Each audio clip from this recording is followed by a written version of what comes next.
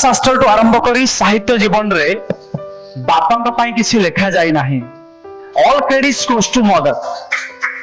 मु बापा निहाती पदे कहबी सार भी अच्छा मु भावे माटे जदि ता छुआ को धरी बिछना रे शांति रे सोई पारुची all credits goes to father. यार समस्त श्रेय बापा को जीवा दरकार। बापा टीए बाहर खटी पारुची बोली तो माटे घरे रही हसुची आता पुओ मुहरे हस फुटाउची। A man of whole sacrifices in his life called father. बापा होचंती सेही व्यक्ति जे कि जीवन तमाम निजे जली जली स्त्री आउ छुआ को मनीष करबा पई बोधुए श्रेष्ठ उदाहरण ही पारे जने बापा।